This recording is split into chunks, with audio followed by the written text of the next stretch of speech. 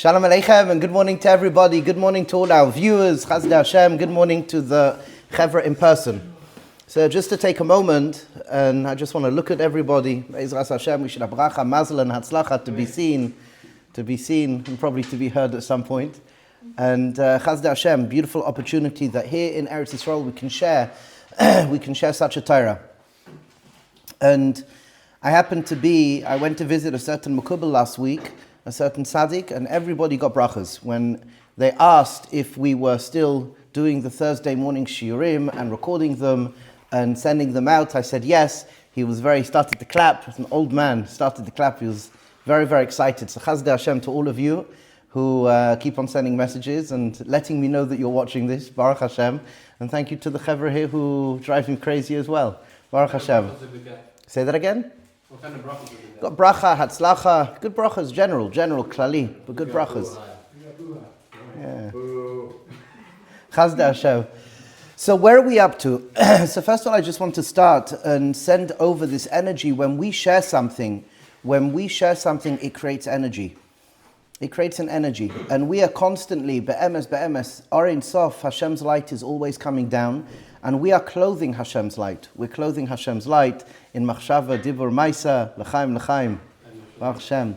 And what we are doing is we're channeling this light. So hopefully, my want is that we could channel this light to Am Yisrael. We could channel this light for Hatzlacha, for the Chassan who, Baruch Hashem, donated and supported this whole project.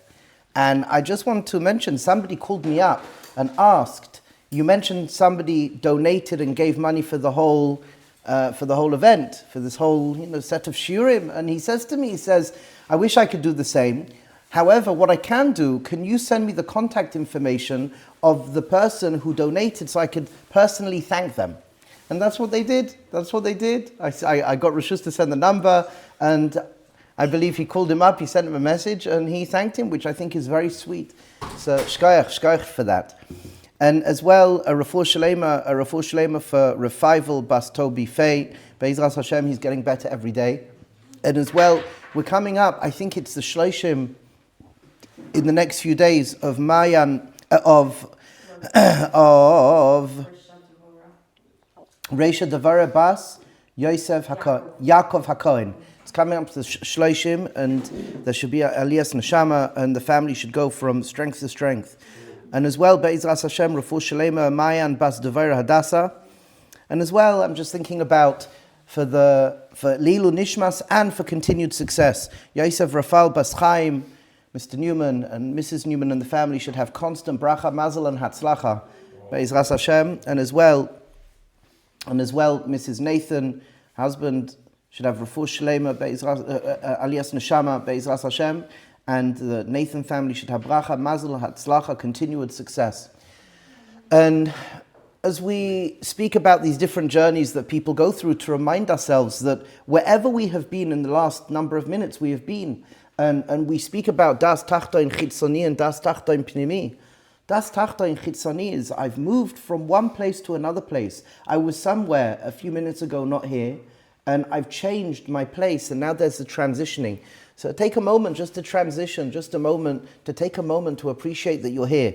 Look around at the space you are in and to notice the colors, to notice the objects, to notice the people that you are around. Just notice that. Take note of that. Das tachtoin, chitzoni, lower external consciousness, to take note of the space that you are in. It's very good for us. Psychologically, it's very, very good for us. Psychologically, just to note where I am spatially. And then, now we want to go inside. Das tachtoin pnimi. And for that, we can practice what we have spoken about in The Journey Begins and what we have spoken about in other places, the practice of habata, to observe. And what are we observing? And this is to do with what we're going into today. We are observing our inner world. We can ask 3 questions. And to the best of our ability, non-judgmentally, observe. Non-judgmentally observe, just to witness. And if you would like, you can close your eyes. One of my teachers would say, when you close your eyes to the outside world, you open your eyes to the inside world. So you could just come into yourself, you can close your eyes, and you can ask yourself, and keep your body still if you wish. You can ask yourself, what am I feeling in my body right now? And notice from your feet, just do a quick body scan all the way to the top of your head. What am I feeling in my body right now? Just noticing tension or lightness, pressure. Notice how surfaces meet. What am I feeling in my body right now? Doesn't have to take long, doesn't have to be intense. It could be soft and gentle. You don't even have to do it in this way. You could just ask while your eyes are open, walking around doing something else. What am I feeling in my body right now?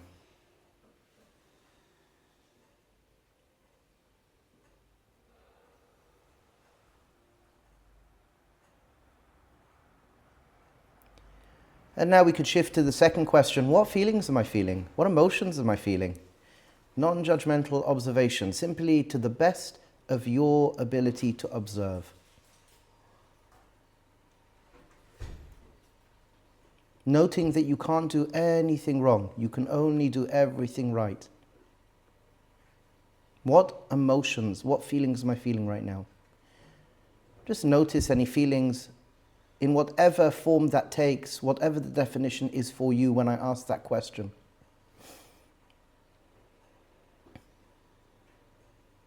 And we'll ask one more time, what feelings are we feeling right now in the present moment?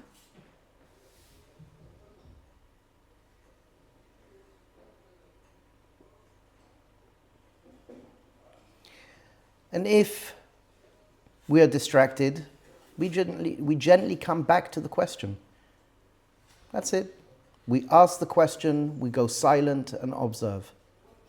Asking the question is connected to seichel, observing is das, and we are observing our nefesh, our physical sensations, our feelings. What feelings am I feeling right now?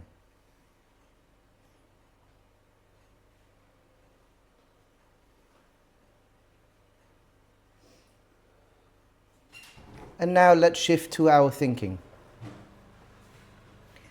Our thinking, ma ani choshev. What thoughts arise, if any? Maybe everything is quiet now. What thoughts, if I'm aware of something, what thoughts are coming up right now? Any internal dialogue? Any sounds, any imagery? And reminding ourselves in the structure that we are working with right now, there's no good, there's no bad, there's no right, there's no wrong. There just is. I'm aware of my thoughts.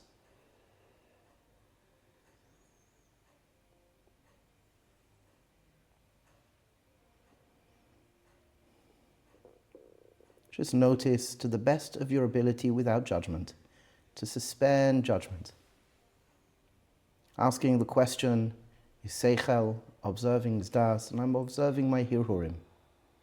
If there are any. Doesn't have to be dramatic. It could be simple, straightforward. Doesn't have to be deep. Nothing. What am I thinking?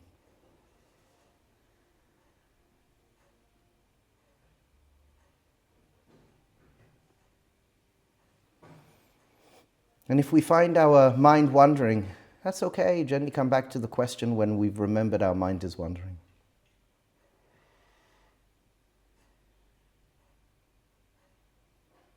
And now if I can invite you back just to feel your feet, wiggle your toes, wiggle your fingers, move around a little bit.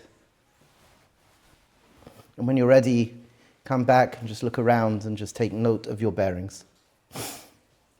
So this is the habata exercise. Lahabit means to observe. We'll speak about it another time, but the point that we're trying to share here is that there's a das tachton chitzoni, external lower consciousness, and a das tachton pnimi, an internal consciousness, that which is going on inside of us, just being aware. And this shift will help us tremendously in our life. This shift will change and does change the way that we perceive, the way that we meet moments. And it's something incredibly special that we have, that we can use. And where does it put us? Hopefully it should relax us a little bit. Should relax us a little bit. Who feels a bit more relaxed? Yeah, good. And it should focus us a little bit. Does anyone feel a bit more focused? It reminds us of who I am by noting who I am not. To remind ourselves that consciousness is pure. Das is pure. Das is expansive. The witness is expansive. The witness is silent and still. And that's who you are. And to remind ourselves in the language that we've used over the last several months that neshama and das, neshama and ruach, the soul, neshama and consciousness, comes down into this world, into a bodysuit. And our bodysuit has tools. And to recognize that the bodysuit of the tools are tools. They're fantastic tools. We want to work with them. And they are tools. So we realize they're part of our experience, and I realize that I'm not them. And this is very liberating. When a person really lives this, when a person realizes that I'm relating to my thoughts in the present moment, and you could use that, as we mentioned, somebody asked a question, you can use that. That's very powerful, just to maybe catch yourself. That's very powerful just to remind yourself. And this is a remembering game. Das is remembering. Amalek, as we brought, and we've got a number of shiurim on this, but Amalek want us to forget. Amalek want us to forget. Amalek want us to live in our nefesh. Amalek want us to realize how we are so different. Amalek want us to realize that those differences can't coexist. While das, when you live from a place of das, you have more understanding, discernment, tolerance. You can connect to the bigger picture, etc., etc. More compassion, more respect. And you could start to meet your internal self. If you start to live from das and neshama, what do you experience? Joy. Joy, you become more joyful. You become more serene. You laugh a lot more. Things are a lot more humorous. You laugh a lot more. So there's a lot to talk about, a lot to unpack. But for now, the das tachta in chitzoni and the das tachta in pnimi, these is something that we can play with, something that we can work with in a fun way, hopefully. Be'ezras Hashem Yisbarach. So, a couple of questions were asked. I just took the first questions, and we'll see where we go. So somebody asked a question. We spoke about how Ruach HaKodesh and nevua is something very, very important. And it was mentioned a few times. And this individual there in the US, they asked, it's something that we don't typically hear about. It's something that we don't typically hear about. He studies in YU and he's doing a YU smicha. And he said, if I mention something like this in yeshiva, or if I mention it to my wife or to my kids, it is a little bit strange. It is a little bit different. And they wanted me to speak on that for a little bit. And you are very right. It is different. It is a different way. It's strange when people mention, we're trying to achieve Ruach HaKodesh. This is strange. Most people would agree, there's Ruach HaKodesh and there is nevua. And these are conversations of Tanakh. These are conversations of Tanakh. That's where Ruach HaKodesh and nevua live. That's it. And outside of that, we lost Ruach HaKodesh, we lost nevua. Well, what I would suggest is, unfortunately, this is part of our exile. Part of our exile is that we've lost touch with our identity. We are meant to be beings where we are fully aligned, where we are living not just in our ego self. We are to be, as we mentioned, there's a horizontal reality and there's a vertical reality. Neshama, ruach, and nefesh. We call it vertical. We want to be aligned, yashar. And when we are aligned, we can then open up this thing that's there for us. Ruach HaKodesh never ceased to exist. It's always been. And unfortunately, it's sad that we don't know this. It's sad that we don't know our own tradition.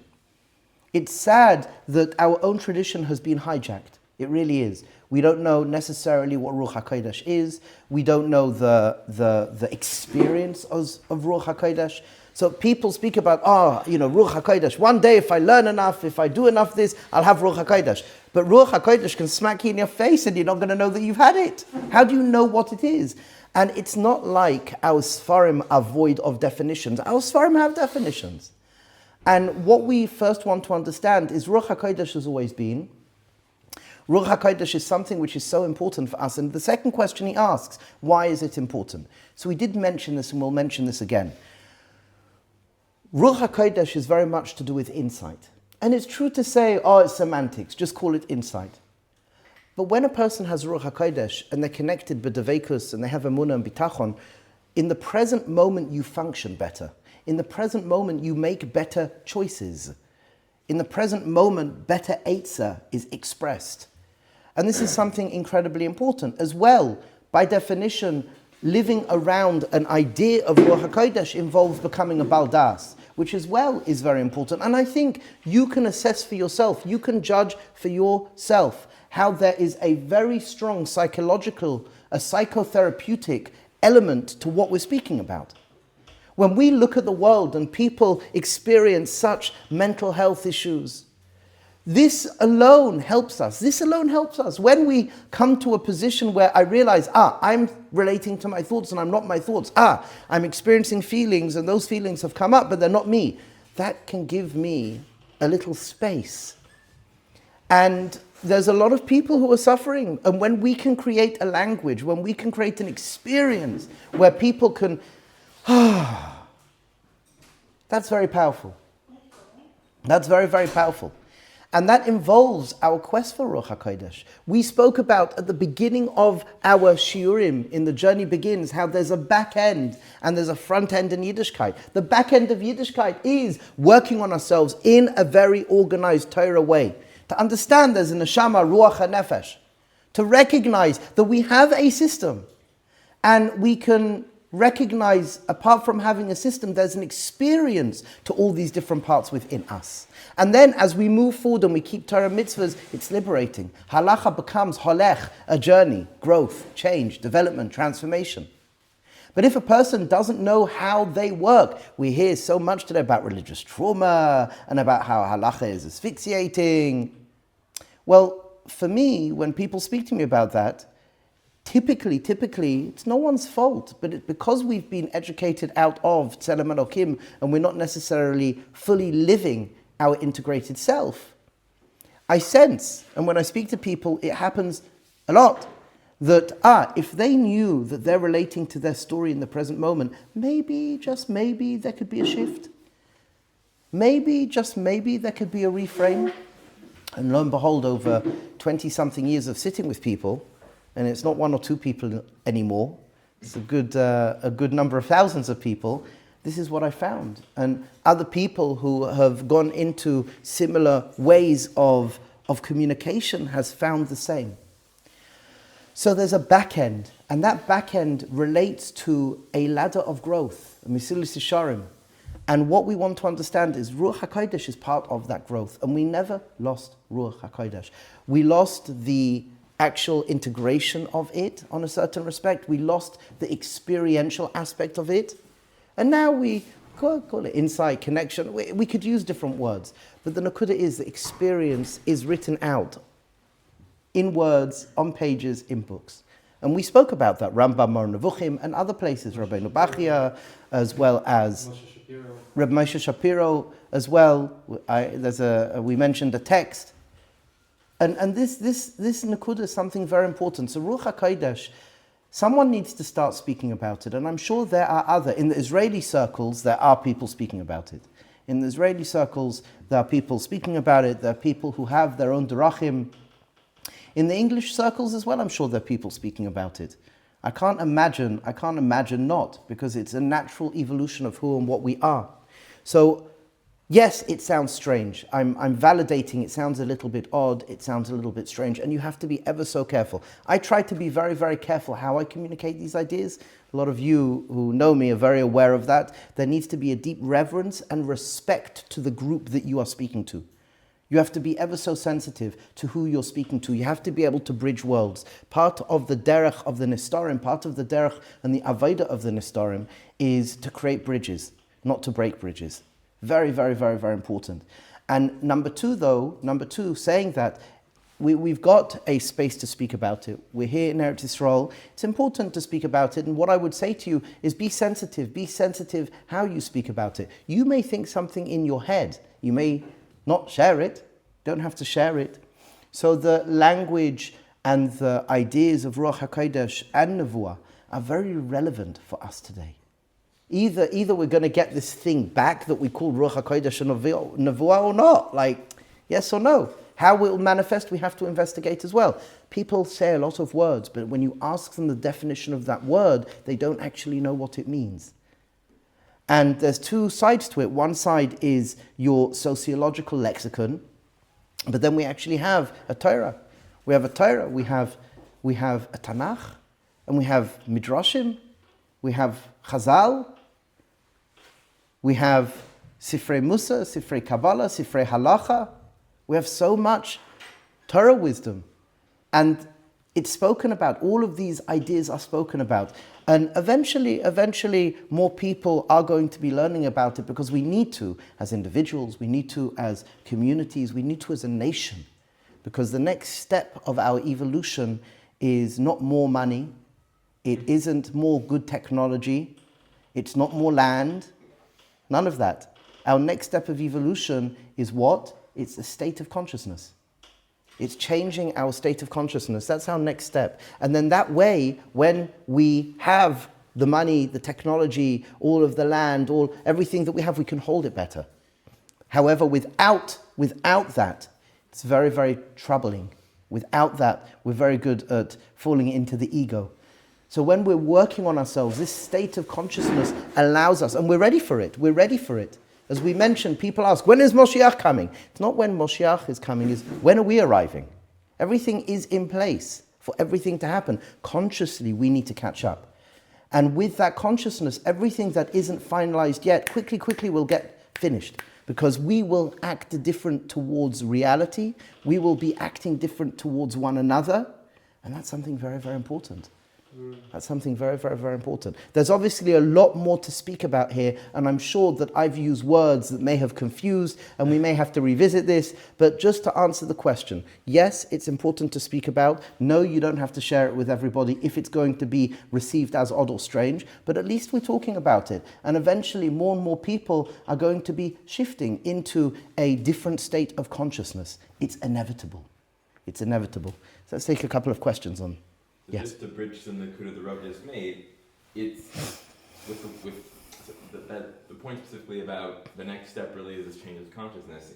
Really, the way to understand it is that all the other things are there, but the Rav referenced in terms of wealth, in terms of land. It's all there. We have it. We have a lot of consciousness. Essentially, there's not a proper makom for those things to really elevate us the way they need to elevate. Correct, and we can't carry on doing the same arguments.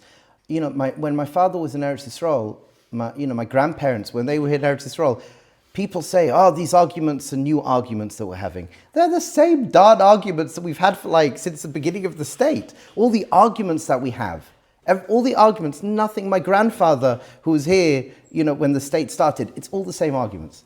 Nothing really has changed. And why have things not changed? Well, it's not to do with wealth. Look, we're talking about blessing. Look at this. When I hear the stories when my aunties, when my relatives first came to Eretz Yisrael, they lived in shacks. Bet Shemesh, 60, 70 years ago, was shacks. It's only in the last 20, 30 years it's become something. It was shacks. People, in the winter, it was like an oven, and in the winter, it was like a freezer, and in the summer, it was like an oven. People lived in shacks. Look at this. The wealth has come here. The technology has come here. Baruch Hashem, physically, it's unbelievable what we've built here. But what are we missing?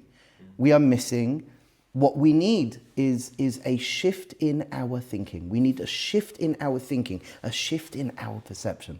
And that's... How that all the wealth came here is from a shift? No, I don't think so. No, it's a matanas chinam. Eretz Yisrael is a matanas chinam.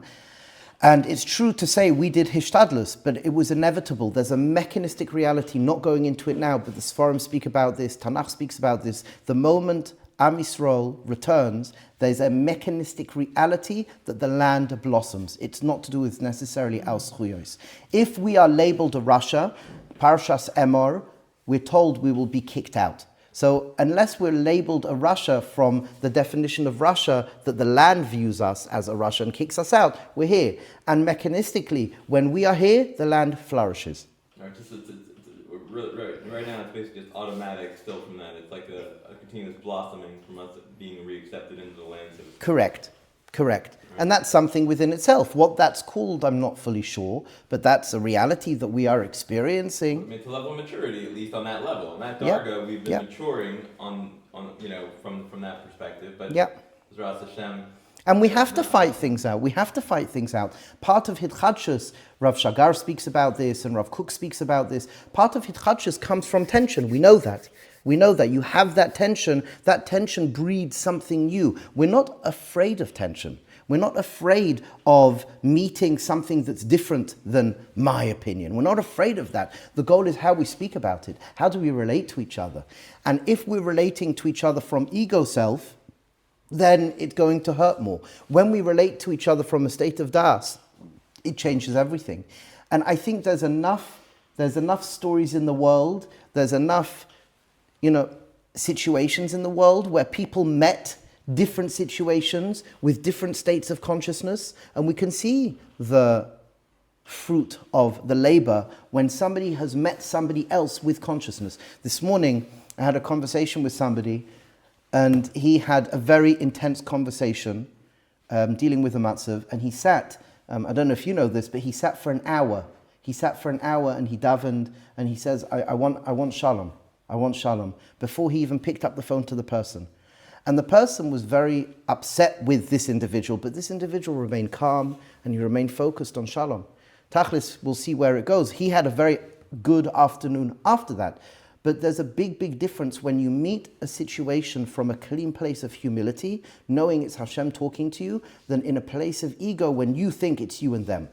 And this individual, he told me this morning, he said that he felt different. Tzaddik of a husband, Baruch Hashem. Very, very special. We know, we've got all the stories. We have all the stories. We know even that when a person remains quiet, Rabbi Nachman tells us, and the Sfarim HaKodesh tell us, when somebody remains quiet, you can ask a bracha from them. You can ask a bracha from them. And the reality is, because when you break your nature, nature will break for you. When you break your nature, nature will break for you. When and how, that's a conversation. It may not happen straight away, but the fact a person changed, it's everything. And this is something incredibly important to think about. So the inyanim of Ruach HaKodesh is very much to do with Tikkun HaMidos. The inyanim of Ruach HaKodesh, first level, is very much to do with insight. And that's helpful for us, to us, now in the present moment. And what we have shared until now, when we're speaking about Ruach HaKodesh, when we're speaking about inyanim of nevua, we're speaking about an integrated person. We're speaking about a person who is whole, when they're not just looking at themselves as a brain on a stem. When they recognize you have all of these different elements. I have to care for my physiology. I have to care for my emotionality. I have to care for my mind. I have to care for my spirit. And you approach something wholesomely. You approach something with integrity. You approach something with integration and wholesomeness. It's a very different experience.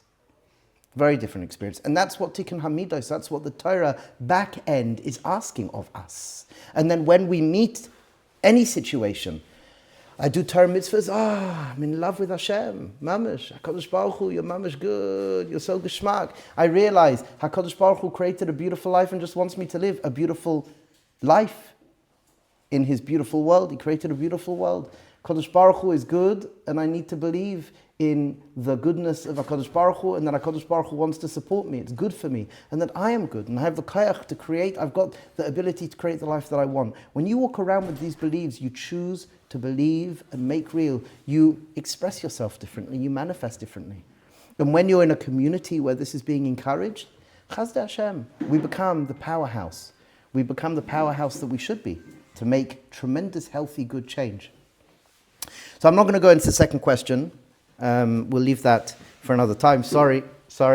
What we will do is we will now shift into this text. Chazdei Hashem, b'siyata d'shmaya, with Hashem's help, everything is with HaKodesh Baruch Hu, the goodness and the love of HaKodesh Baruch Hu. So we went through two texts. And after speaking to people, you never know where this is going to land. You never know how this information is going to land. And what we said is this is not an atypical shiur. This is a hybrid. It's like chabura stroke shiur, and it equates to awkwardness. It's awkward. It's not one or the other. So we want to try and share what otherwise is shared around a table with a maximum of 15 people. And everybody talks, everyone speaks out their subjective experience as we go through the words on the page. And then we come out and create exercises, or at least buddy chavrusas, that you can share during the week, how you are holding and working with this. Here we're not doing that. Here I'm trying to speak around the information as well. And we have lots of other shiurim where it's very much just about the information and not speaking around the information. And I get it, different people want different things, and I respect that and validate that. And Be'ezras Hashem, over the next coming months, over the next year, I'm hoping we've worked for the last 2.5, 3 years very, very, very hard to create texts and to create workbooks and website, everything, to try and make everything easier. Yeah, for the whole Mahalach, yes. Not for the Thursday.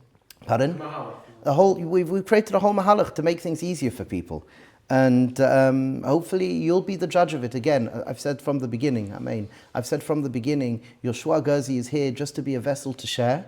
And who is here to test the waters? You are.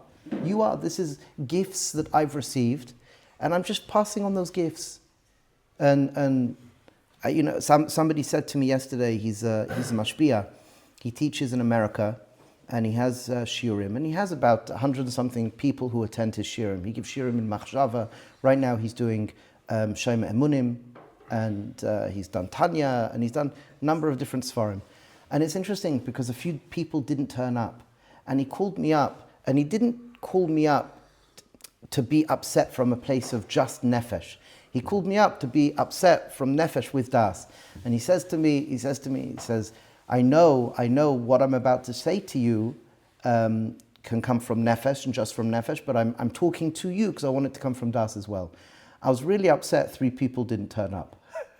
He has like 150 people. I was really upset 3 people didn't turn up. That's my nefesh speaking. And I didn't call them up. I would have called them up and, I would have, how are you doing? Is everything okay? Why didn't you come? I'm not going to do that. Now I'm speaking from das. That he said to me, I remember our teacher, Rabbi Yitzchak Shapira, would say that you are a vessel. Now I'm speaking from das. I'm a vessel. People can come and go as they please. We have to be healthy. Healthy attachments. Healthy attachments. People can come and go as they please. And people know I care for them. And I just wanted to share you this dichotomy that I'm experiencing now because I gave shiur and 3-4 people were missing. And first of all, kol hakavod, he cares for everybody who regularly comes to his shiur. And he realized 3, 5, whatever it was, 5 people, there was a chasna, and they went to Baltimore together for this chasna. He didn't know that. They didn't have to tell him. And just to realize, as we are sharing this information, keep it healthy, chevra. Beautiful friends, keep it healthy. Keep it healthy. We should want good for each other, not bad, Khalil v'chas. So this text that we're going to go into is a hybrid. I put this together based on what we've been learning. I just want to make it more practical and speak out these points. And there's 2 parts to it. The first part to the text is the 3 modes of human experience. And this was 2019. This was part of a chabura that I wrote up. And I think it will be helpful for us. It will just be a deeper dive into Das Tachtoin. And then with Das Tachtoin Pnimin Chitzoni, you can notice for yourself what this does. And then the second text is Ezehu Ashir. And what this text, which I think as well is a very nice text, goes through the difference between Das and Nefesh, using different language. So it speaks about the Nakuda of Das and Nefesh. And what is the experience of Das and what is the experience of Nefesh? What we're trying to do in the second set of teachings is recognize the experiential difference. And for this communication, we translate Das as self-esteem and we translate Nefesh as confidence. So hopefully what we will do over the next few weeks, few months, however long this is going to take us, is we're going to go through this little package. And the goal is it will enrichen the journey begins an awakening. And that's my wanting, that's my expectation. Again, you will judge. You will judge. So, Be'ezras Hashem, let's see where we go, Chevra. Reb Simcha Yosef, if you would like to open it up. Just in case. There should be more there, yes. Okay. So this is Le'ilu Nishmas. Le'ilu Nishmas. Chaya Rivka Bas Reisel Yenta, who was nifta a few months ago, and as well Reisha Devira Bas Yaakov HaKohen, and Rufu Shlema for Mayan Bas Devira Hadassah, and again Revival Ben Taiva Fei. Okay, Tov. So 3 modes of human experience. So until now, what we're trying to suggest experientially is as a neshama, ruach, and nefesh. And your story involves a story that fits into an architecture of the soul. And what we have suggested is you are relating to your thoughts, feelings, and physical sensations. Now, the truth is we don't need any Yiddish words. We don't need any Torah words for this. Anybody who's investigating how they work, I think it ends up, through conversation, becoming natural. It's a natural evolution when we're zapped with insight that, that's true. I'm not my thoughts, feelings, and physical sensations. I think we naturally can come to realize that. Let me just ask a question. Through speaking about that, do you realize that you are not your body? Put your hand up if you now realize more clearly that you're not your body. I just want to... And do you realize you're not your physical sensation, hot, cold, warmth? Yeah? Okay, and what about your emotions? Do you realize you can experience emotions and you're not them? Yes? And our thinking? Yeah? So it's happening. When you do that, does that mean that you have moments of it? Mm-hmm. Okay. Does it as well for you, it means you have moments of it? Okay. So that's the point. The point is, through conversation, we can have more moments of it. I just realized, I'm relating to my thoughts, feelings, and physical sensations. They are tools, I'm not them. And as we said, Chevra, we said this, and I just want to iterate this. I'm not here for, it's not like a workshop, a 1-minute workshop. Workshops are good. It's good to get into the stream of things. We're here to talk. We're here to create an unfolding journey. And it takes time and commitment and turning up. And the goal is we could live better for it. And it shares itself. HaKodesh Baruch Hu gives you whenever HaKodesh Baruch Hu is ready to gift you. But I've always found, I've never ever met anyone yet who was not gifted. I've never met anyone who was not gifted. And some people I've been in touch with, it could take a year, 2 years, it could take 5 minutes. But eventually something starts to shift with the encouragement, with the kindness, and it's long-lasting. Long-lasting. So let's start with our first paragraph here. The 3 modes of human experience, 2019. Human beings experience the world through 3 primary modes, 3 lenses through which life expresses itself within us: physical sensations, emotions, and fleeting thoughts. Well, obviously this we should know already, if we have read the other books, and if not, okay. These 3 form the inner language of our body-mind system, constantly communicating how we meet reality moment by moment. Okay. Physical sensations, the language of the body. Physical sensations are the most immediate way we experience the world. They are the body's direct response to internal and external stimuli, raw, wordless signals that tell us what is happening right now.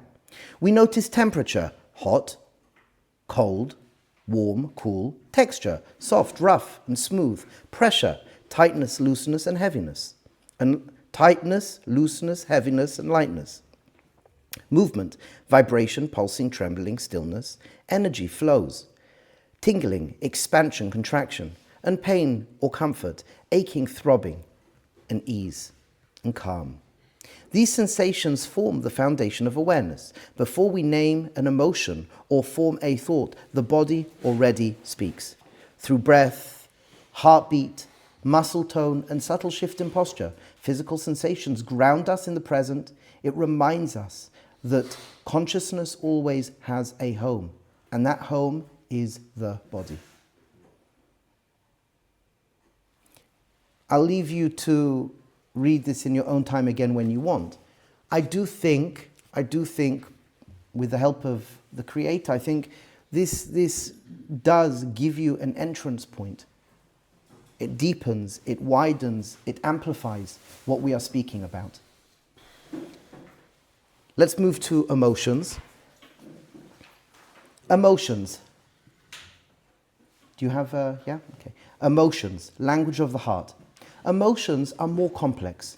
They are energetic movements within the body, often felt as sensations that we interpret and label with the mind. For example, a quickened heartbeat and a warmth in the chest might become joy or excitement. A shrinking feeling in the stomach, a sinking feeling in the stomach become fear or sadness.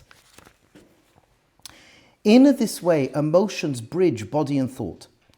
It is sensations giving meaning. When we name the inner movement and call them feelings, joy, sadness, anger, fear, shame, gratitude, love, compassion, peace. Each emotion carries information about what we value, what we need, and how we are to relate to it. And how we relate to it to the... say that again? And how we relate to the world. And how we relate to the world. Emotions are not enemies to control, but messengers to listen to. When we meet them with awareness, they become guides that help us understand our relationship with life and with ourselves. Emotions definitely are a grey area, as we have mentioned. They are a grey area. And it's fascinating to note, and we're not going to go into this now, but we're going to ask the questions. When we're speaking about emotions in terms of midas, when we're speaking in terms of emotions, in terms of the Musasfarim, are they actually speaking to emotions? Or are the study of, for example, Musa, when we're speaking about Regesh, is it actually all three of these? There's a lot of questions to be asked. All three meaning... It could be when we're speaking about the tikkun of anava. It could be when we're speaking about tikkun of kas. It could be anything that we're speaking about in the Musa Sfarim. When we're speaking about tikkun hamidos, it's taking for granted it is connected to all three. Right, and they're all interconnected. Correct. They cycle. Correct. You're saying it's three levels of each, three expressions of each. I'd even make it simpler. Correct, but I'd even make it simpler that when kas is being spoken about, it's taking for granted that it's made up of all of these three. It's not one or the other. We say this is a language of the human experience. Is emotion just the combination of physical and thought? It could be, yes. That's also bridging it. It's a combination, it's bridging, it could be a lot of things. When we're speaking about Tikkun Hamidos, when we're speaking about Musa, when we're speaking about the Avodah of Musa, when we're speaking about Simcha, wouldn't you say... Emotions, they're attributes. Attributes, virtues... No, as an attribute is a measure, a midah, so it actually hits all three very nicely. Correct, That's it could be. where your nefesh is sitting. It could be, when we're speaking about, correct, it could be an attribute, a virtue. See, this is the importance when we're using Lashonos, when we're translating something in English, is it actually a correct translation? I find typically that if you actually look at the sugya, you go back to the sugya and you sit and you analyze the sugya of Simcha. Does Simcha translate to happiness? Would you maybe say Simcha translates to joy? But then we ask a question, what's the difference between happiness and joy? Once we start going into it, it becomes a little bit difficult. It's not so clear. Has all these words. Correct. So there's also like 7 words for, so to speak, joy or simcha. There's 10 words. 10 words for simcha. There's 10 words for simcha. 10 different lashonos for kas.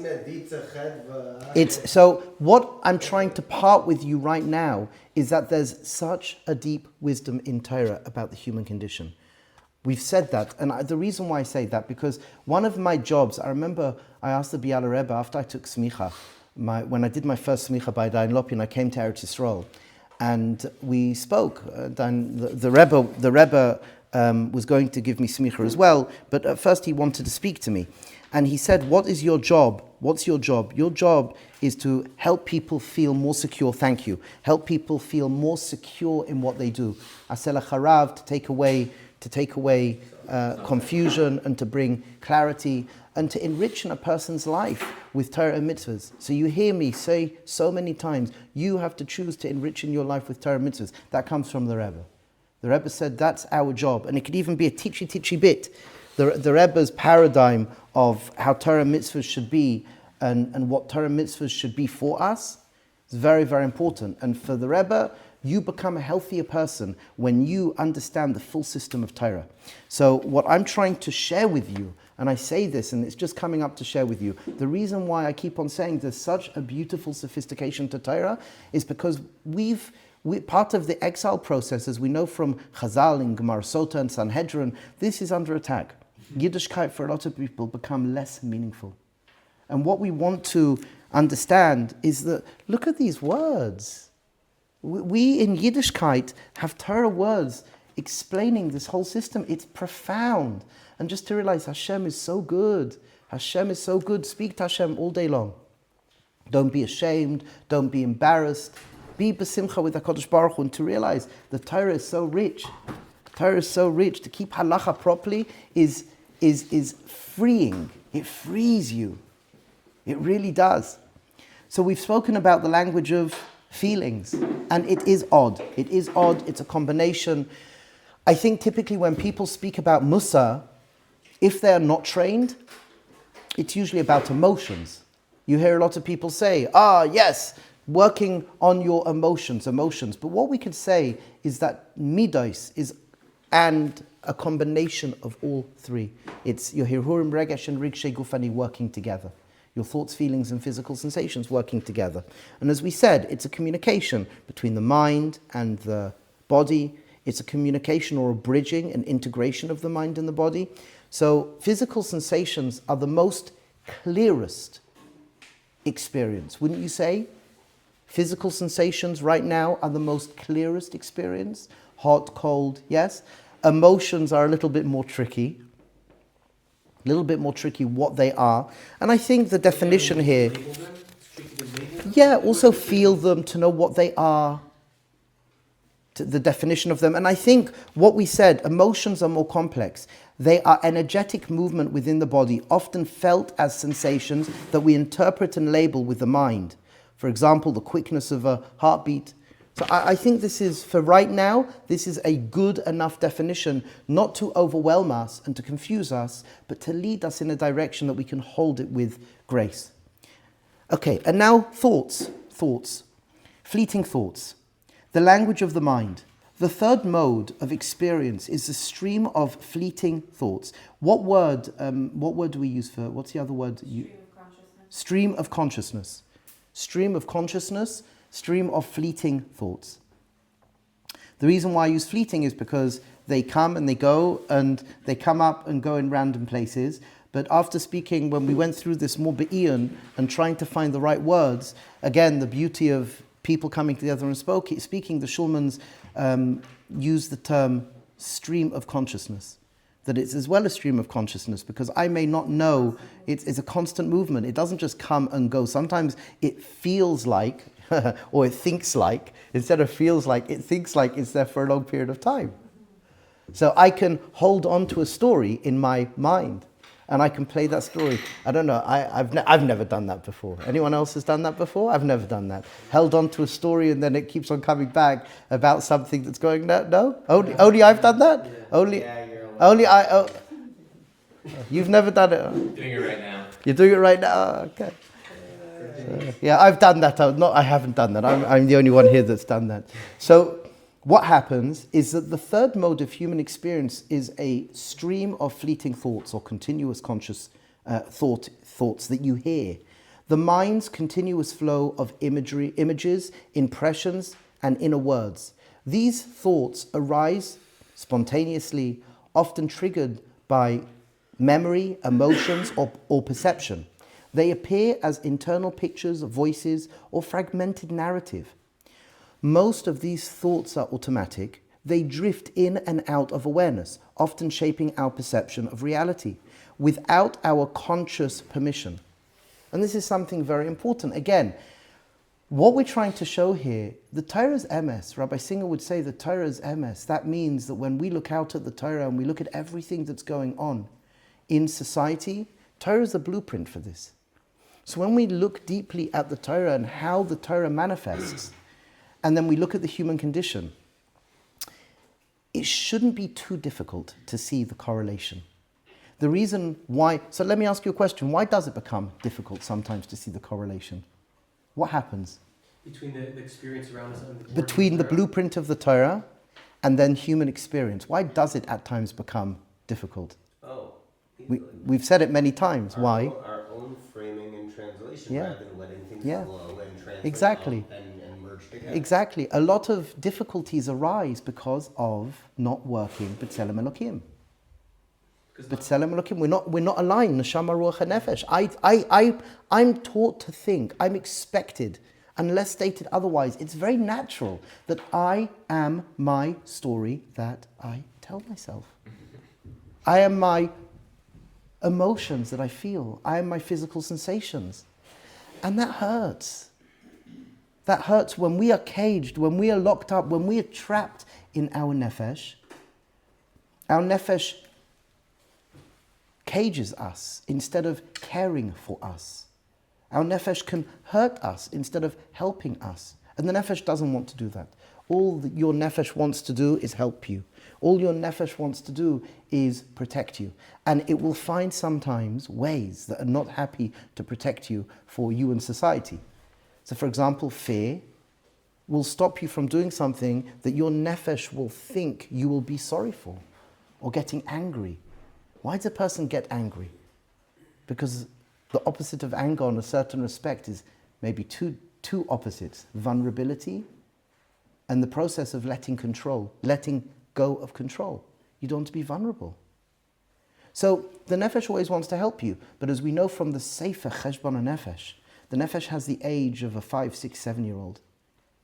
And it seems odd at first. It seems counterintuitive at first. But we know from, for example, CBT, we know from IFS, internal family systems, and we know from many other modalities in therapy that the truth of, for example, what the Cheshbon HaNefesh spoke about hundreds of years ago is very common in various modalities today. You have the protector, and you have, it's wild. What this comes to show us is that the human being in the human experience is becoming more and more uncovered every day, which is a communication to us that we're heading in the right direction. Takes time. So if the nefesh is the child's age, the younger age version of ourselves that's giving us all these messages, are we meant to listen to the messages of the emotions, or are we meant to just guide the...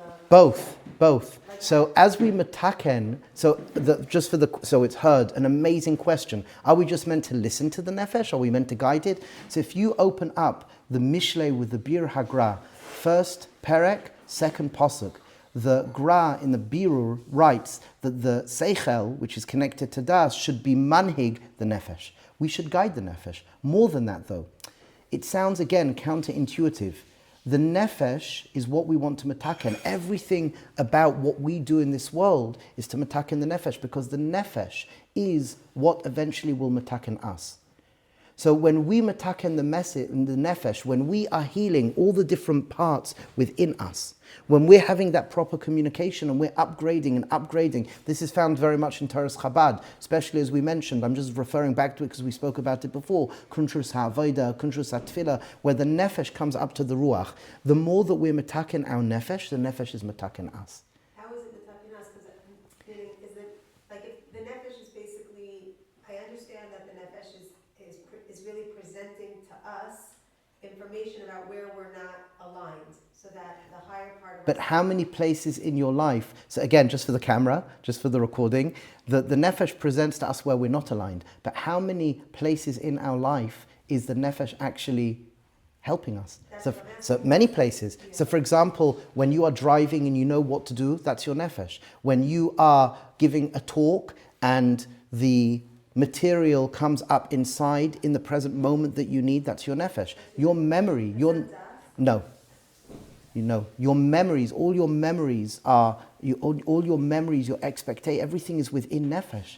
So there's an aspect of nefesh which, yes, it tells us where the immaturities lay, but the other side of nefesh is that it is the place that comes to express anything and everything that's going well in your life as well. Why? Because the light comes down, and the light is raw, the Ein Sof is raw, it comes down into the Ruach, and then through the nefesh, all of the clothing of language, experience, feelings, it takes place in one place only, the nefesh.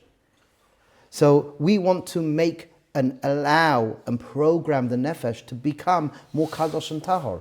And what happens? When that happens, the nefesh can take over. So for example, this is a conversation that we had a little bit some time ago, the difference between Ruach HaKodesh or nevua and being in Daat. When a person, and again, it may sound counterintuitive, so please forgive me as I go forward, and then you have a voice of, 1 minute, what does that mean? That's part of this conversation that we're having. But when we're in a state of Daat, I'm conscious, I have to be a deliberate, conscious thinker. When we are in a state of keser, which is an aspect of Ruach HaKodesh, I'm in flow. There's no conscious thought. I'm in flow. And we see this a number of times. We see it when Avraham Avinu was about to shecht his son, and it says, V'yishlach yadai. So the tzaddikim, they don't have to think. The tzaddikim are not in a state of das. Their nefesh is guiding, because their nefesh has been metaken. And then, because they've worked so hard on healing their whole internal world, thoughts, feelings, and physical sensations, they can rely on their nefesh. This is to do with Ruach HaKodesh. They could rely on the nefesh. This is to do with nevua. So their alignment, their integration, they could rely on the nefesh. Now what happens? When there is something that doesn't fit, they come out of nefesh to das. They come out of, keser, out of flow to das. So v'yishlach yadai is that Yitzchak was about to be shechted. Avraham picks up the knife, and then what happens? His hand wouldn't move. So that's odd. This is not the ratzon of HaKodesh Baruch Hu. We have to make our will. Will is ratzon. We have to make our will HaKodesh Baruch Hu's will. So he put his hand on the knife and his hand didn't move. Oh, so he now came from the conscious state of ratzon, he came into his das, and it's like he had to pick it up. So what's guiding that? The nefesh, there's a flow. So the nefesh, which are the levushim, the nefesh is guiding all of that. When the nefesh is metaken, you can rely on it. When the nefesh is not metaken, you can't rely on it. And how many expressions in your life does this manifest? One expression, even though, again, a mundane more expression, it's not mundane, it's just a Baruch Hashem, unbelievable moshel. How many times, for those people who drive, you just know what to do? How many times actually your conscious mind switched off, but you ended up at the destination that you needed to end up at? Or for example, another expression of this is when you were actually going somewhere and then you wake up and like, oh, 1 minute, I didn't go to my right destination, I went home. What happened there? So you switched off. Does that have to do with where it's originating from? Meaning, if the information is originating from Keser, then I can trust my nefesh because it's following the information from Keser. But if it's not, if it's coming just from nefesh, then it's being controlled by the... It's happening without you thinking. It's not as linear as your communication. It just happens.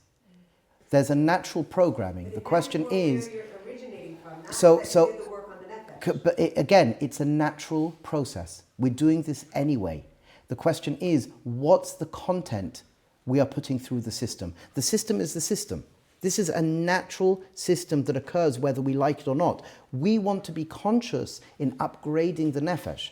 Then that way, when we've upgraded the nefesh, the natural system that is always going to happen will be a better quality way of living. Meaning how the nefesh is operating with a consequence. Correct. Where we're investing. Correct. Ourselves. And then consciously, when I'm deliberate in being mindful when I eat, when I'm deliberate in having kavanah when I daven, if I'm deliberate in walking into the Beis HaMedrash and smiling, then without thinking, when I walk in, and I have a couple of kids here who love coming to the Beis HaMedrash.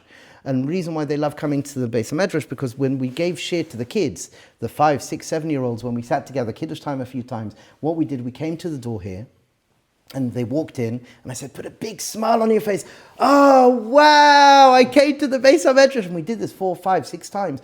And it conditioned them that when they now walk in, their nefesh gets excited when they walk into the Beis HaMedrash. What is Avodas Hashem? What is Tikkun HaMidos? It's crafting ourselves, using the blueprint that the Torah has given us, the system that the Torah has given us, and we're constantly upgrading.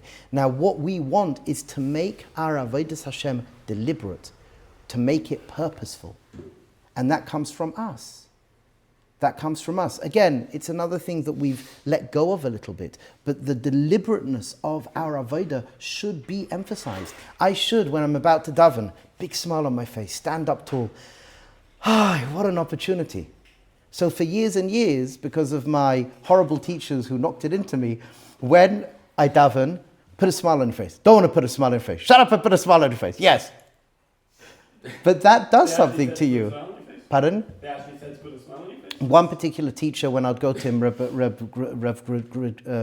Gerzi, when we would go, I went to a couple of people, he says to me, you're not smiling enough, put a smile on your face. And it was like, and he'll say, TV, very natural. Can I take the smile off my face now? But even that makes a difference. You have to beat the English, I think.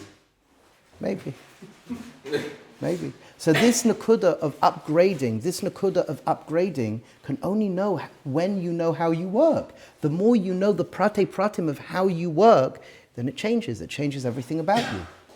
Yes. Yeah. In the text, usually what we've spoken about thought, we've said it usually manifests as images and sound, like language. But in the text here, we have also the word impressions. When we do the Habata, a lot of times in my experience, when we get to the thoughts, is that there are no clear words, there is no clear language, but there is this murky... Impression? Maybe impression? Is it a good word to use? I think so. I'm trying to understand. Well, what I find, how so... it's in the nefesh, if it's not temporal, okay. It's not connected to time, it's not connected to place. But it's still something. So what I found is, again, language. Language is very, very important. So here in the text, typically what we've said is hirhurim are sharing themselves. Hirhurim are arising as words or as pictures, sounds, words, pictures, and I put in the word impressions. I don't remember why I put that word in. I don't remember. What I do remember that comes up now is that people relate to an experience, and the words that you use to describe their experience, at times, if you don't meet their way that they have experienced something, it puts a block up, it blocks them up. So what I found is that I typically use a number of words to describe one experience. The reason being is because you don't know how that person is going to receive it. So what I have found, for example, when I use the term dimyon, we could use the term visualization, we could use the term imagery, but there's a small population out there that can't actually visualize. So I use the term think about as well. Think about, within visualization. Not machshava, but think about.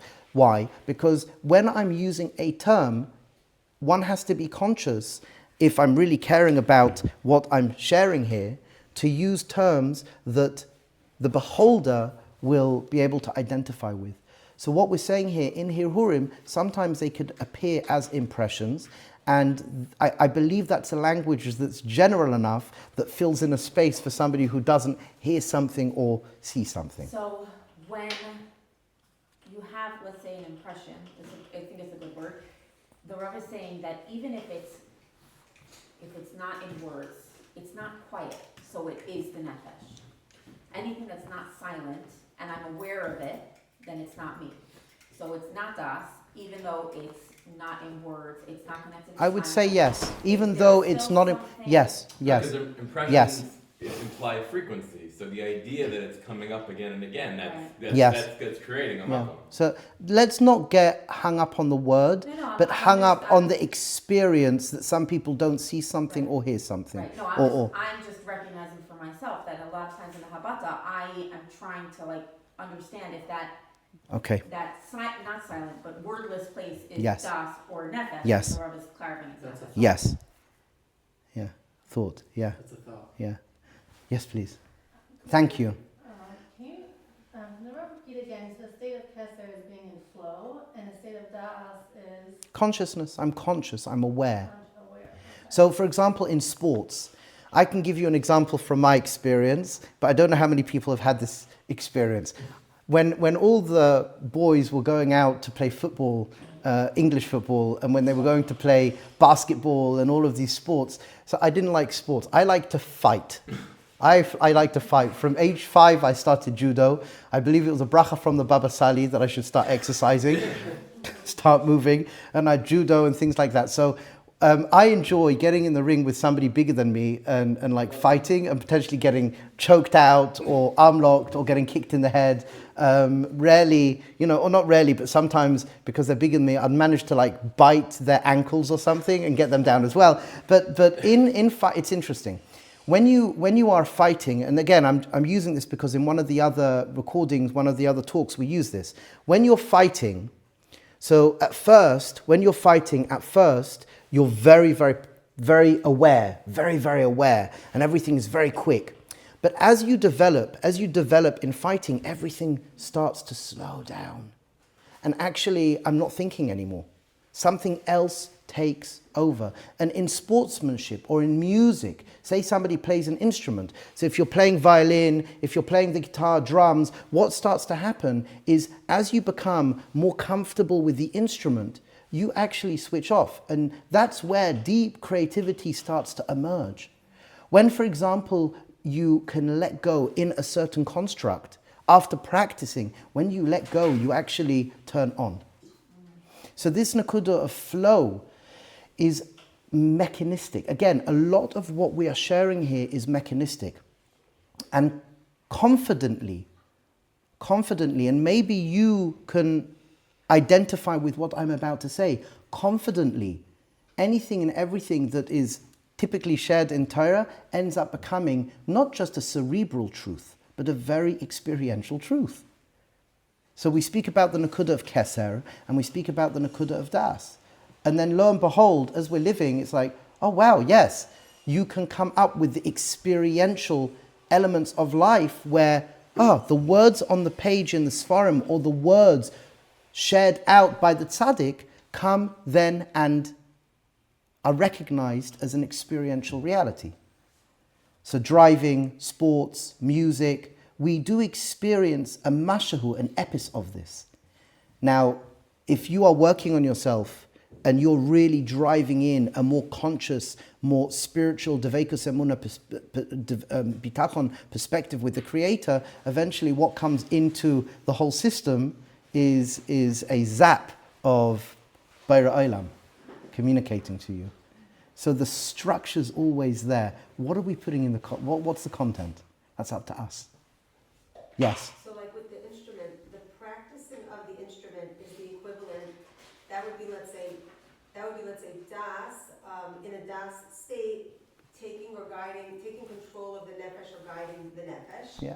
And then when you move to the state of flow, where the Das shuts off, that's when the Keser comes straight through and uses the nefesh. Yes. So it's basically like saying you can't ever learn to play an instrument without practicing. Correct. Obviously you have to practice. Correct. First, but to think that the practicing level or even the playing instrument level without getting to that level of Keser and flow is the actual experience. You're only getting a very, to control the nefesh from the Das place is a very limited version of what experiential Yiddishkeit. Experiential Yiddishkeit is actually doing it enough times so that you can switch off and have that experience of being. Yes. So just to repeat what was said and to add another dimension, showing the kindness of HaKodesh Baruch Hu in the Chazal. So the goal is, yes, we need to practice and practice and practice. Being a conscious, deliberate practitioner of everything and anything that we're doing. This is called Tikkun Hamidais. This is called Musa. This is called Avodas Hashem. However, what we want is the experience of a Devekus. We want this Keser Devekus experience. So one can come to think it's about the end product. But Chazal as well praise us for the process. The process is just as important as the product. And if you open up a Meimaram, Rabbi Yaakov Moshe Chalap, one of the prime disciples of Rav Kook, Maran Rav Kook, so if you look at the Meimaran, in Manei Yeshua, the first part, he says, Sipiti Yeshua, the Sipiti, the wanting of it, is higher than the Yeshua itself. Because we can get lost in thinking that the product is it. The process is as important. The hachana is as important. The preparation is as important to the end product itself. That's the kindness of HaKodesh Baruch Hu. But yes, thank you. So let's finish this chapter. Important to what? What's the difference? Because we may think that What does it affect? the preparation, we may not be as excited with the preparation. We may think the preparation is less valuable to the goal. But the process What's is, the currency? the currency is it. It's to be present. What does the value do? The value What is, can you buy with it? what can you buy with it? Life. Mitzvah geireres mitzvah. The hachana, the preparation, is part of. It's to remember as well the Slonimer writes, the Kobrina writes, and it's brought by Reb Avram of Slonim, the first Slonimer Rebbe in Yesod HaAvodah, something as well to remember. Thank you, Nefesh. See, that's my Nefesh. My Nefesh reminded me of the Slonim Rebbe. It's like that. This is always going on.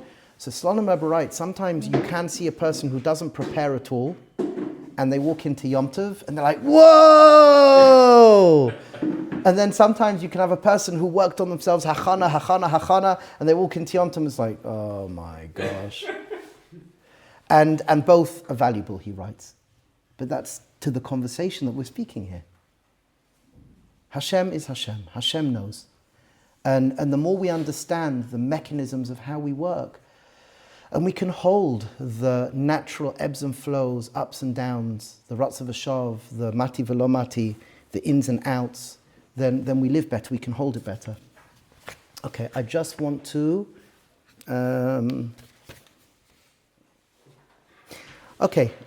what we'll do, I'm just conscious of the time. What we'll do, it's 11:09. We'll finish this paragraph next week.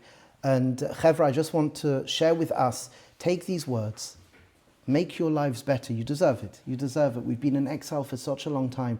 We deserve now, especially as individuals, but as a nation, as a species, to move on, to become more full in life, more joyous in life, to meet our natural state of love and awe. We deserve it, and we can't just do it by ourselves. We need one another.